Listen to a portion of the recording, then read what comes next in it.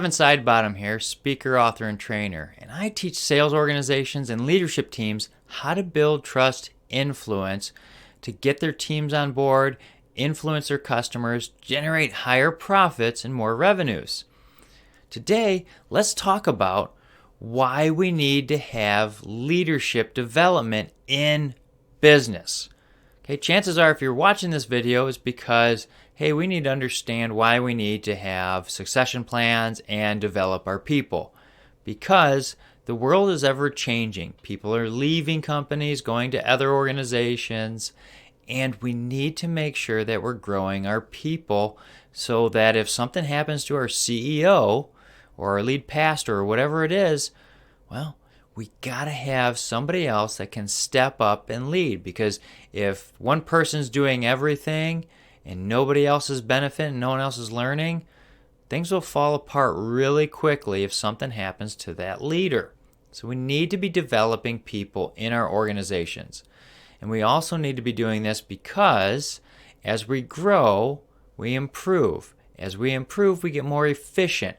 This benefits business, right? And as trust and leadership go up, well, the speed goes up in the organization and the costs go down. Well, what happens when that happens? We get better profits, right? So we need to make sure that we are growing our people. If we're not growing people, well, they're dying. If you're not growing, you're dying. That's the old adage. So we need to be investing in our teams.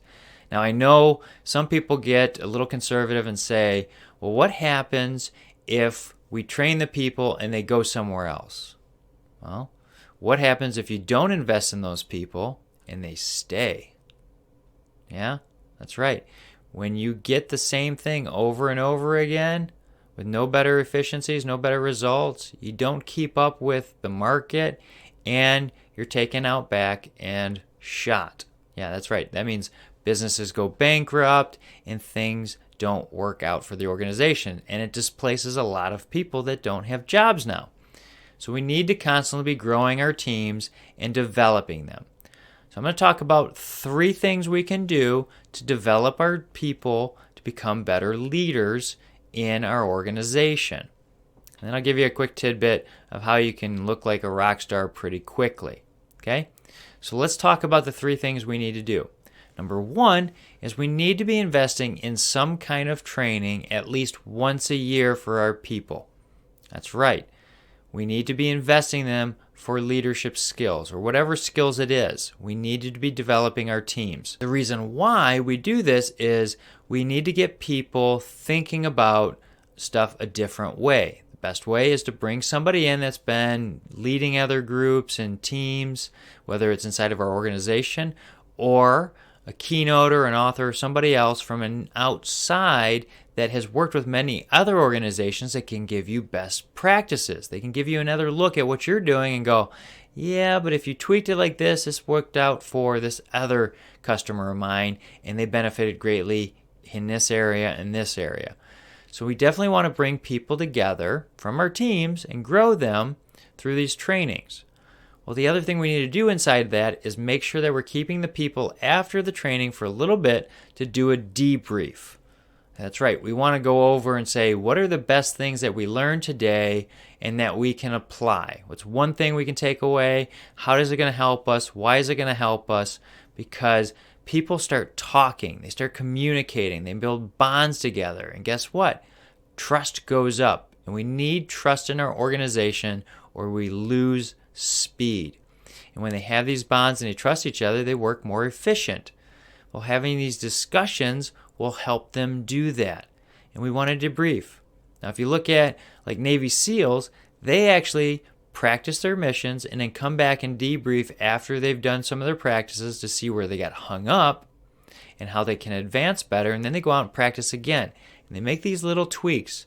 They keep going. So when they get out onto the mission field, they execute flawlessly. We need to be doing this in business. So we want to do a debrief after all these trainings. Okay?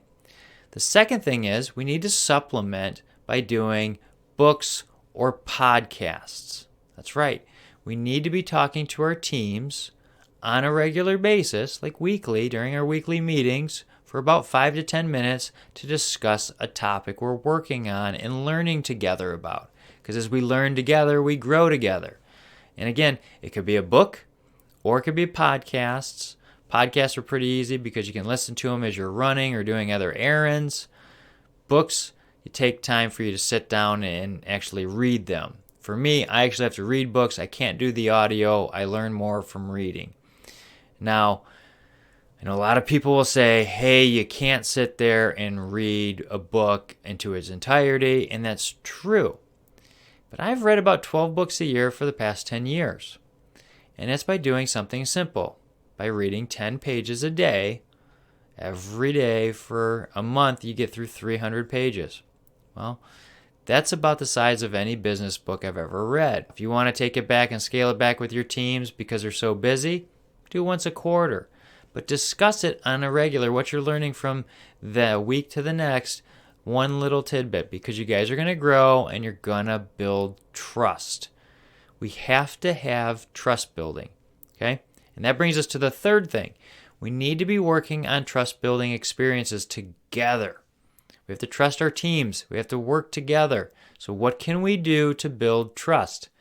You know, everybody jokes about those escape rooms, but they actually work really good because people build bonds solving puzzles together. And it gets them out of the environment of the office, so it's actual benefit. But you can do that. You can do these operation adventures where you're on rope courses, which can get pretty intense, where you have people doing obstacles together. But you need to be building your team and the trust levels and growing together. See the common theme? All right, now let's get into the final thing to how you can become a rock star. It's called undercommit, overproduce. Now, most organizations and salespeople will actually go out and say, hey, we're going to have this product launch on this date, make all their advertisements, and that date comes and they actually miss it. Or that date is hit and the product is kind of limping along because not all the bolts are tightened and it just doesn't look very good. Well, that's because they've overcommitted, underproduced. What we want to do is actually come in and be a little bit conservative. Not so conservative that we actually don't commit to anything or just kind of lead people along. Then you sound like a politician. What we need to do is actually come in and say, hey, if it's going to take me 5 days to do something, we're going to add a little float to it to give us 7 days to actually complete something.